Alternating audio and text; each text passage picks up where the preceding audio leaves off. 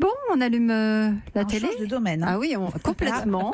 À quelques jours, quelques semaines de la Coupe du Monde de foot, Thomas Soto présente un portrait baroque de Didier Deschamps. Oui, alors un portrait ni dithyrambique ni à charge. L'équipe de complément d'enquête tente de cerner la personnalité de l'homme qui est quand même au cœur du foot depuis 30 ans. Alors lui, il n'est pas très fan des médias. Il va éviter au mieux les caméras du journaliste. Il a d'ailleurs fini par annuler sa venue sur le plateau de l'émission ce soir pour réagir au reportage. Mais qu'importe, grâce au témoignage de ceux qui le côtoient, se dessine quand même le profil d'un homme intelligent et malin, comme le raconte le publicitaire Franck Tapiro. Il sait se faire aimer. Savoir se faire aimer, c'est pas donner à n'importe qui. Lui, on le voit pas venir. On le voit pas venir. Sur le terrain, on le voyait pas venir. Nulle part, on l'a vu venir. Et pourtant, il est arrivé. Alors, certains sont dissertes quand il s'agit d'évoquer le sélectionneur de l'équipe de France de football. D'autres, c'est un peu plus compliqué, refusent même de parler de lui parce que oui, il y a une omerta dans cet univers. Alors on le savait, hein.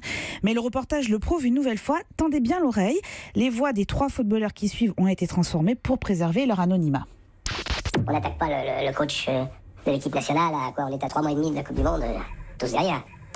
Je peux pas, face caméra, tenir d'autres propos que des propos de type hagiographique. Donc si je vous parle, je vais pas vous dire tout en fait. J'espère que vous m'enregistrez pas, hein. Là vous me balancez pas. Hein. J'ai rien dit, hein. Sérieux, je vous mets même pas au téléphone parce que non, je veux pas, parce que je le paierai cher. Voilà, payé cher. Alors cette omerta, d'autres l'ont constaté dans des circonstances bien plus sérieuses. Vous savez qu'il y a 2 affaires qui entachent en fait la carrière de Didier Deschamps, l'affaire OM Valenciennes en 1993 et les soupçons de dopage quand il jouait à la Juventus de Turin à la fin des années 90. Alors malgré un taux d'hémoglobine anormalement élevé, comme cela est indiqué dans les rapports médicaux qui ont été versés au dossier et qu'on découvre ce soir, le joueur a échappé à la justice. Mais écoutez ce qu'en dit le procureur en charge du dossier à l'époque, Raphaël Guarianiello. Vous savez, des procès, et j'en ai fait beaucoup. Et à chaque fois, en général, on trouve des témoins. Mais je crois que c'est beaucoup plus facile dans un procès de mafia de trouver un repenti que dans le monde du sport. Dans le sport, je n'ai jamais trouvé une personne qui ait accepté de collaborer.